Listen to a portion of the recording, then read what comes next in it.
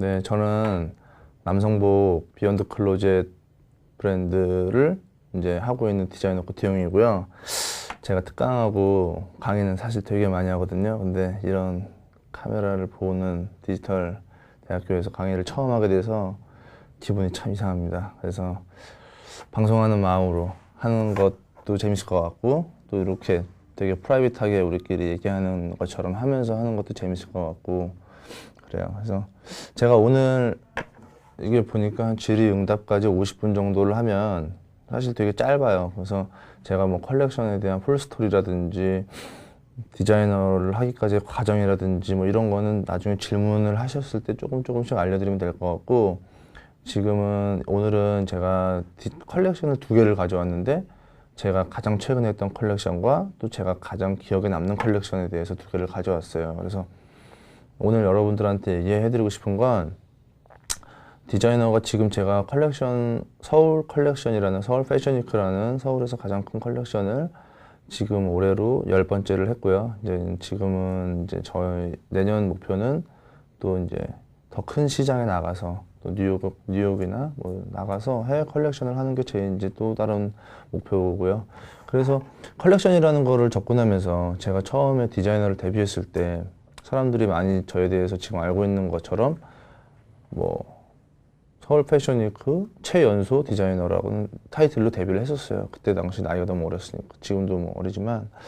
그래서 그때 20대 후반에 컬렉션을 데뷔를 해서 디자인을 해서 컬렉션을 쇼에 소위 말하는 작품을 올리고 소위 말하는 하이 패션을 시작을 하면서 디자인에 대한 접근적인 방법이 사실 지금하고는 되게 많이 달라요. 그때는 사실은 조금 더 가볍게 접근했다고 해야 되나? 그러다가 컬렉션을 몇 번을 경험을 하고 해외 시장에 제가 진출을 하게 되고, 또 서울시에서 저한테 디자이너로 선정을 시켜서 해외로 내보내주면서 해외 시장에서 패션을 경험해 보니까 정말 지금 서울에서 제가 기존에, 그러니까 몇 년 전에 했던 것처럼 하면 되게 위험하겠더라고요. 그래서 그때부터 조금 더 디자인을 접근하는 방법이라든지 디자인을 마주하는 방식을 조금 더 바꿨어요. 그래서 그거를 표현한 게 이제 지난번 컬렉션부터 이제 그렇게 진행을 했고요.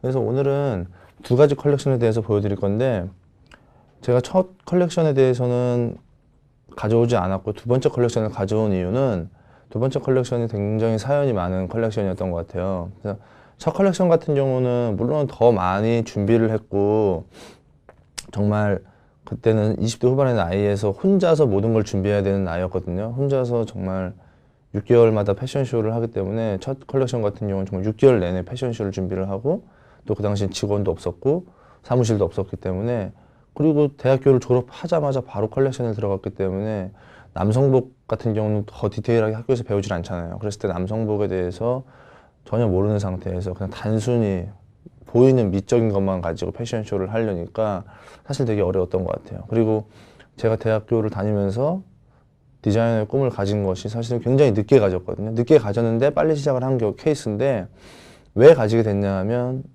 다른 선배 디자이너들의 컬렉션을 보면서 꿈을 키웠어요. 그래서 지금 사실은 서울 컬렉션 패션위크에 학생분들이 너무나 지금은 저희 쇼는 많이 오지만, 또 학생들이 많이 오는 거에 대해서 단편적으로는 되게 좋아하지 않으시는 분들이 많아요. 왜냐하면 패션쇼는 분명히 바이어나 프레스 위주의 어떤 실질적인 비즈니스의 장이 돼야 되는데, 학생들이 너무 많이 오게 되면 사실 그 본질이 흐트러지지 않나라고 생각을 하는데, 물론 저는 정말 지금 세계적으로 유명한 바이어들과 프레스들이 서울 패션위크에 초대받아서 오고 있고, 또 저희 옷도 서울 패션위크를 통해서 지금 뉴욕이나 홍콩이나 뭐 많이 팔리고 있는데, 저는 또 그렇게 생각해요. 저희 패션쇼를 보면서 제가 대학교 때 티켓을 받아서 까치발을 들면서 패션쇼를 보면서 참 저한테는 큰 동기부여를 주게 되고, 그런 어떤 하나의 계기가 됐던 것처럼, 그냥 제 쇼를 보러 오는 학생들이 한 300명 정도 있을 거예요. 300명 정도 되는 학생들 중에서,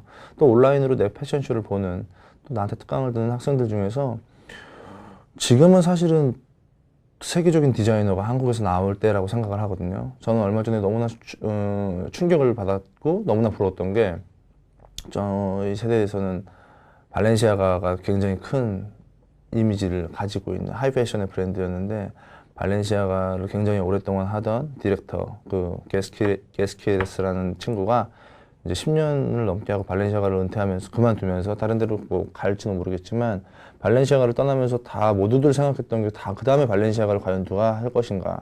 발렌시아가라는 브랜드는 이미 너무 전 세계적으로 확고한 자리를 가지고 있는 하이 패션 브랜드이기 때문에 괜히 너무나 신인한테 맡기지도 않을 것이고 너무 올드한 사람한테 맡기지도 않을 것이고 누가 할까라고 생각했을 때 뭐 그 WWD라는 그 정보지에서는 뭐 크리스토퍼 케인이나 뭐 누구누구 막 나올 때 우리는 그냥 사실 너무나 다른 나라 이야기지만 하이 패션을 우리도 컬렉션을 하는 사람이고 해외에서 또 컬렉션을 이제 준비를 하고 있는 사람으로서 그 사람들과 한 무대에서 하는 사람으로서 그리고 할 사람으로서 굉장히 관심이 많았거든요. 그래서 결국은 그거에 대한 결과가 뭐 한 2주, 3주 전에 나왔잖아요. 알렉산더 왕이 발렌시아가의 새로운 디자이너가 됐다고 했을 때 사실은 조금 충격이었어요. 그리고 너무나 부러웠고 저는 알렉산더 왕이 부럽다기보다는 사실 중국 그쪽 이제 중국의 패션 하는 사람들이 너무나 부러웠던 것 같아요. 그러니까 한국에서 사실 그런 이제 그런 걸 한번 터뜨려 줄 때가 이제 오지 않았나. 그래서 뭐 파리에서 요지야마모토나 꼼데가르송이나 뭐 이렇게 했을 때 큰 신문에 뭐라고 나왔냐면 일본의 디자이너가 파리의 패션을 침공했다라고 했을 때 우리가 너무나 부러워했고 그리고 그 다음에 넥스트 아시아는 누굴까라고 생각했을 때 서울 패션위크도 그렇고 한국 디자이너들이 해외로 많이 진출을 하면서 중국은 사실 한국보다 아래였거든요. 근데 갑자기 중국 패션이 정말 너무나 발전을 하고 뭐 필립 림, 뭐 제이슨 우, 타쿤 뭐 다 동양계 그 대만계 애들이 올라오면서 사실은 지금 중국이 패션이 굉장히 발전을 했거든요. 그런 걸 보면서 참 알렉산더 왕이 저 발렌시아가의 디자이너가 되면서 됐다고 했을 때 중국의 패션을 공부하는 사람들한테 얼마나 큰 동기부여가 됐을까. 그냥 너무나 그런 거 있잖아요, 사실은. 남성복 중에서도 지금 전 남성복을 하기 때문에 정욱준이라는 선배님이 파리에서 컬렉션을 너무나 훌륭하게 하고 계신데 정말 실질적으로 너무나 친한 사이나 그런 건 아니더라도 여기 앉아 계신 분들이 정욱준이라는 사람을 뭐 개인적으로 모르더라도 한국의 정욱준이라는 사람이 파리에서 뭐 디올, 크리스 바나시에 뭐 이런 하이 패션 브랜드들과 나란히 랑방과 나란히 파리 컬렉션 스케줄에 있어서 패션쇼를 한다라는 사실만으로도 굉장히 큰 자부심을 가지게 되거든요. 그래서 그런 역할을 사실은 지금은 이제 우리가 해줘야 되지 않을까라고 생각을 하고 저는 학생들 중에서도 분명히 넥스트 알렉산더 왕이나 뭐 그런 것은 한국에서 나와서 이제는 한국에서도 나와야 되지 않을까라는 생각을 해요. 그래서 제가 학생 때 이제 그런 걸 패션쇼를 보면서 디자이너의 동기부여를 가지게 되었고 그렇게 돼서 컬렉션 준비를 정말 열심히 해서 첫 컬렉션을 했어요. 그때는 사실은 그냥 어떻게 했는지 사실 기억도 잘 안 날 만큼 했는데 패션쇼를 준비하는 데 있어서는 굉장히 아시겠지만 물질적인 것도 많이 필요하고 노력도 굉장히 많이 필요하고 시간도 굉장히 많이 소요가 되는데 시스템 자체가 그래요. 제가 두 번째 쇼를 갖고 온 이유는 제가 대학교 때 패션쇼를 하고 싶었던 이유가 뭐냐면 첫 번째 이유는 솔직히 말해서 멋있어서였고 두 번째 이유는 내 옷을 대중들과 소통을 하고 싶었어요. 옷을 가지고 대중들하고 소통을 한다는 건 어떤 거냐면 아까 내가 처음에 말했던 것처럼 서울시 패션쇼에는 서울 컬렉션에는 바이어가 오지 않는다라고 몇 년 전까지는 얘기했었거든요. 그 당시에 저는 뭐라고 생각을 했냐면 내 쇼를 보고 정말 내 쇼를 보고 그런 게 있어요. 컬렉션이 딱 끝나고 나면 우리 컬렉션 옷은 지금 제가 2013년 봄, 여름 쇼를 했잖아요. 그러면 2013년 봄에 오픈이 되거든요. 근데 그 패션쇼를 보고서 너무나 그 쇼에 대해서 사람들이 좋게 생각을 하면 소비자들이 우리 옷을 파는 데 가서 굳이 2013년 봄 옷은 없지만 우리 옷을 하나 사고 싶어 하거든요. 사실 그런 그 마인드가 있어요. 그래서 매출 자체도 컬렉션 후 한 달이 가장 좋아요. 그런데 저희 같은 경우는 그런데 저는 그렇게 생각해요. 예를 들어서 여기 어떤 친구가 있다. 우리 컬렉션을 보러 온 친구가 있는데 그 친구는 정말 열심히 아르바이트를 해서 저희 같은 경우는 컬렉션 레이블이 있고 조금 더 저렴한 세컨드 레이블이 있어요. 근데 세컨드 레이블 같은 경우는 뭐 티셔츠는 한 5, 6만 원 정도 하고 뭐 니트는 한 7, 8만 원 하니까 학생이니까 용돈을 받아서 돈을 모아서 뭐 한 달에 10만 원짜리 니트를 하나씩 내 거를 사준다. 그럼 그 친구는 학생이지만 나한테는 1년에 120만 원에 바잉을 하는 바이어라고 생각을 하고 있거든요.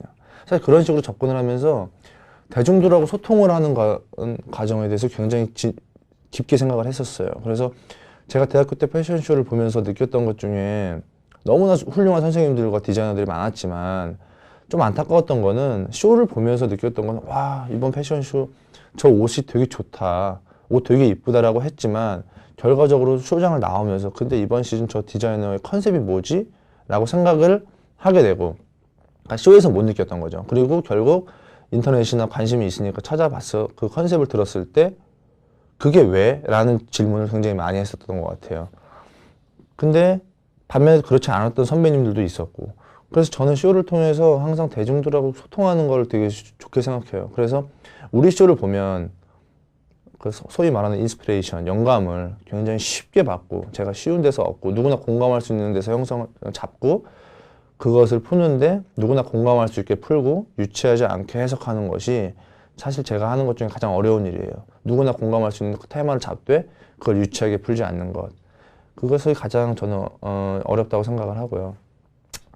그랬을 때 지금 뭐 제가 10번의 컬렉션을 하면서 정말 테마들을 보면 누구나 공감할 수 있는 테마를 많이 풀었어요.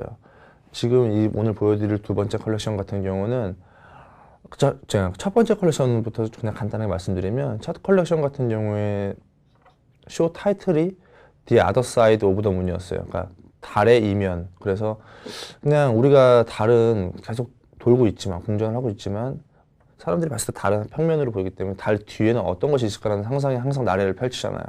그런 것처럼 내가 패션계에 막연한 동경을 가지고 패션계에 들어가서 컬렉션 준비를 하면서 느꼈던 이 소위 말하는 패션 바닥이 내가 생각했던 거랑 너무나 다르다.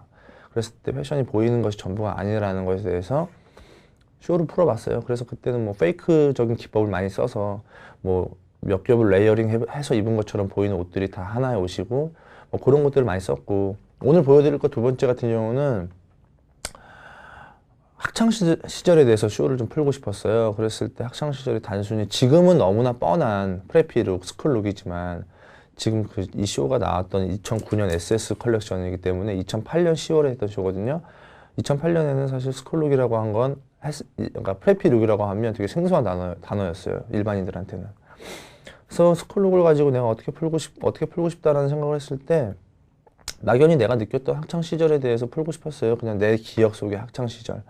그래서 뭐 이따가 제가 지금 여기다 폈지만 컬렉션을 조금 이따 얘기 드리겠지만 외부 장소에서 했거든요. 그러니까 서울 컬렉션을 하는 장소가 아니라 외부 장소에서 갤러리에서 했는데 이렇게 시간표를 처음에 앉아 계신 분들한테 나눠드렸어요. 그래서 여기 보시면 입학 뭐 해서 3개, 지각 2개 뭐 이런 식으로 해서 총 3개, 5개 해서 한 30벌 정도의 옷을 한 것 같은데 입학이라는 그 테마에는 어떤 옷들이 나왔냐면 기본적인 프레피 룩을 가지되 핏으로 좀 보여준 것 같아요. 그래서 내가 입학식에 항상 뭐 형의 누나의 뭐 교복을 물려 입은 뭐 그런 학생들의 룩에서 영감을 얻어서 굉장히 짧고 바지 기장도 굉장히 복숭아뼈까지 오는. 근데 사실 지금은 남자들은 그 복숭아뼈까지 오는 기장이 너무나 당연스럽게 유행이 되고 있고, 사실 그런 것들을 조금 표현해보고 싶었어요. 그래서 제가 2009년 SS 컬렉션 때 그 복숭아뼈까지 오는 바지 밸런스가 슬슬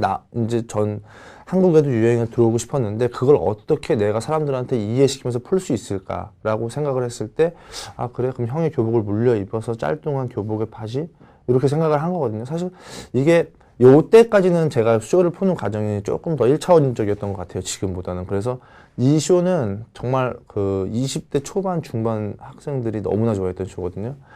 그리고 뭐 지각 같은 경우도 그러니까 처음에 입학에서는 제가 핏을 가지고 보여줬다면 지각에서는 스타일링을 가지고 보여줬던 것 같아요. 그래서 지각을 해서 정말 옷을 대충 입은 듯한 어떤 스타일링, 뭐 그런 것들 대충 어떤 것인지 느낌 오시겠죠. 그래서 제가 일단 쇼 영상 보시면 아시겠지만 쇼 연출도 이제 그 학교 복도를 제가 이제 갤러리를 만들어서 계단에서 아래로 내려오는 듯한 영상을 했는데 지각에서는 이제 모델들이 막 정말 쿵쾅쿵쾅 하면서 뛰어 내려오고 막 양말도 짝짝이로 신고 막 이랬었어요. 그래서 이런 재밌는 것도 있었고 선생님이라고 했을 때는 뭐 그냥 저한테 가장 그러니까 제가 제 선배의 인터뷰를 중에서 제일 좋았던 게 그 쇼를 너무 좋았거든요. 쇼를 봤는데 너무 좋았어요. 근데 공항이더라고요. 공항. 근데 공항인데 트렌치 코트를 딱 입은 할아버지가 모델로 나오더라고요. 그 테마에서. 그래서 내가 왜 공항인데 할아버지가 생뚱맞게 테마에서 나왔을까? 대학생 때. 근데 그 디자이너가 인터뷰를 하는데 내 기억 속에 나는 공항을 너무나 자주 출장을 많이 다니지만 내가 디자이너로서 풀 수 있는 아이템 중에 트렌치 코트는 공항에 내가 갔을 때 트렌치 코트를 입고 있던 그 노신사의 이미지가 너무나 강렬해서 공항은 난 트렌치 코트라는 거밖에 기억이 나질 않는다. 트렌치 코트는 나한테 공항의 그 신사의 이미지가 너무나 크다. 저한테는 선생님이란 그 이미지를 처음에 던져줬을 때 그냥 라이트 블루 셔츠였어요. 저의 선생님은 항상 라이트 블루 셔츠를 입고 있던 선생님. 그래서 선생님의 테마에서는 선생님은 지금 세척장에 나오는데 여기서는 라이트 블루 셔츠를 가지고 다양한 변형을 좀 하는 것들을 좀 보여줬고, 그래서 쭉 이런 컬렉션을 진행을 했는데, 이 컬렉션이 왜 기억에 남냐 하면 이렇게 재미있는 쇼 구성도 물론 좋았지만 컬렉션을 한번 준비하는데 6개월 정도가 걸려요. 6개월 정도가. 그러니까 지금은 사실 아니에요. 왜냐하면 이때는 컬렉션만 했고 지금은 제가 컬렉션도 하고 세컨드 레이블도 지금 유통도 하고 있고 홈쇼핑도 하고 있고 또 기업들하고 콜라보레이션 작업도 하고 있고 또 해외 지금 뉴욕 세일즈 비즈니스도 하고 있고 지금 뭐 대학교 강의도 나가고 너무나 많기 때문에 지금은 컬렉션을 솔직하게 말씀드리면 기획 단계는 굉장히 빨리빨리 하는 편이에요. 제가 컬렉션을 여기서부터 여기까지를 컬렉션을 시작해서 여기서 컬렉션을 하는 날이라면 딱 이 중간쯤에는 그 다음 시즌에 또 테마를 잡아요. 그래서 이렇게 가는 구성이거든요. 그래서 작업하기는 쉬운데 지금 가장 어려운 거는 이제 소싱, 옷을 만드는 것들. 옷을 만드는 게 조금 시간이, 옛날에는 이때만 해도 한 3개월 정도 옷만 만들었는데 그래도 요즘에 좀 노하우가 많이 생기고 제가 또 이제 업체들 이제 옷을 많이 만들다 보니까 이제 좀 캐파가 좀 커져서 옛날에는 그러니까 요거 할 때는 샘플실 3개에서 컬렉션 옷이 다 나오면 지금 한 10개 정도 돌리니까 지금은 한 달 반 정도면 FW 옷이 나오고 한 달이면 SS는 나와요. FW는 코트가 있으니까 레이어링이 좀 많이 되니까 단품이 많은데 그래서 이때는 6개월이 그러니까 3개월 정도 옷을 만들고 또 기획하고 또 연출도 하고 지금 저 같은 경우는 컬렉션에 나오는 음악부터 무대 연출까지 다 지금 모든 걸 기획을 하기 때문에 그 플레이어들은 분명히 있지만 기획을 다 해야 되기 때문에 너무나 시간이 빡빡했죠. 이때는 직원도 그때는 없었고. 근데 이 쇼가 두 번째 쇼인데 첫 번째 쇼가 사실 나름 반응이 되게 좋았어요. 첫 번째 쇼는 서울시에서 하계울역에서 하는 쇼였고 세택에서 했던 쇼였는데 두 번째 쇼를 딱 준비하는 과정에서 디자이너 선생님들 중에 우리나라에서 남성복 중에 가장 유명한 2명이 파리에서 쇼를 하고 있어요. 파리에서 쇼를 하고 있는데 그 두 분이 갑자기 한국에서 기념쇼를 하고 싶다는 거예요. 한 명은 5주년, 한 명은 뭐 10번째 이렇게. 그래서 누군가 2명은 커트라인에서 떨어져 나가야 된다. 근데 서울시는 항상 그 공지를 컬렉션이 시작하기 한 달 반 정도에 이제 얘가 뽑혔다 안 뽑혔다 서류 심사 결정이 나거든요. 난 당연히 첫 번째 쇼가 좋았으니까 두 번째 쇼도 당연히 시켜줄 줄 알고 옷을 계속 만들고 있었어요. 근데 옷을 반 이상 만들어 놓은 상태에서 선정이 되지 않았다라고 이제 통보를 받았는데 저 말고 또 누군가 한 명이 같이 안 됐겠죠. 근데 지금은 그분 같은 경우는 그래서 이걸 내가 어떻게 해야 되나 서로 생각을 하고 있다가 그분 같은 경우는 그냥 조금 기다리고 있는 상태였고 저 같은 경우는 조금 추진력이 빨라요. 뭐 아시겠지만 대학교 졸업하자마자 컬렉션도 바로바로 하고 지금도 계속 뭔가 하고 있기 때문에 그냥 그날 어떻게든 결정을 또 내고 싶더라고요. 그래서 그러면 나가서 외부 장소에서 쇼를 해보자. 그러니까 왜냐하면 지금 뉴욕 같은 경우는 전 뉴욕을 너무나 좋아하는 이유가 한국은 브랜드가 자리를 잡으려면 기본적으로 3년이 걸려요. 왜냐하면 소비자들이 너무나 이쁜 백화점에 가서 2개의 옷을 놓고 A라는 옷은 브랜드가 생소한 신인 디자인의 브랜드고 B라는 옷은 그냥 조금 잘 나가는 브랜드의 세컨드 레이블 그럼 가격대가 비슷하거든요. 그랬을 때 뭐 품질이나 물론 그런 것들도 중요하지만 네임밸류에 더 많이 치중되는 경우가 많아요. 한국 같은 경우는. 근데 제가 그래서 한국에서 비즈니스 해서 매출 발생한 게 3년 차부터 발생을 했거든요. 근데 뉴욕은 정말 실질적인 비즈니스거든요. 걔네들은 그냥 처음 보는 브랜드도 옷이 좋으면 바잉이 돼요. 그래서 제가 뉴욕을 처음 갔을 때 12개 스토어에 바잉이 됐거든요. 한국 돈으로 꽤 많은 돈을 바잉을 받았는데 뉴욕 같은 경우는 컬렉션이 뉴욕 패션 위크는 링컨 센터에서 지금 진행을 하고 있는데 그게 온 스케줄이에요. 링컨 센터라는 한국의 세택 같은 공간에서 하고 있는데 거기서 하는 컬렉션이 물론 메이저 컬렉션이라고 생각을 하겠지만 오프 스케줄이 있어요. 그러니까 온 스케줄에 들어가지 못하는 오프 스케줄이 있는데 이 쇼가 더 핫해요. 미국은. 그러니까 뭐 알렉산더 왕이나 이런 애들 다 지금 오프 쇼에 있거든요. 그러니까 뭐냐면 정형화된 장소에서 쇼를 하기보다는 예를 들어서 우리가 이번 시즌 컨셉이 뭐 예를 들어서 부둣가다 그러면 미패킹이라는 뉴욕의 되게 그 허름한 그 공간에 그 창고를 빌려서 거기를 또 자기들이 꾸미고 그러니까 되게 컨셉추얼한 쇼를 할 수 있는 장점이 있거든요. 근데 지금 여기는 이게 너무나 발전한 거예요. 그래서 이거보다 이게 더 재밌으니까 사람들이 오프쇼를 많이 몰리거든요. 근데 리스크는 분명히 있겠죠. 제가 오프쇼를 선정했어요. 그래서 내가 난 스클룩이니까 갤러리를 잡아갖고 클럽이나 이런 데 사실 안 맞으니까 갤러리를 잡아서 되게 조금 감성적인 쇼를 한번 해보자. 사람들의 학창시절을 누구나 떠올릴 수 있는 쇼를 한번 기획해보자라고 생각을 했을 때 가장 큰 리스크는 뭐였냐면 컬렉션을 한 번밖에 안 해서 인지도가 전혀 없는 사람이 외부에서 컬렉션을 했을 때 과연 누가 올까라는 게 제일 큰 리스크였죠. 근데 그런 건 사실 그때 생각 안 했어요. 그래서 막 쇼를 준비하다가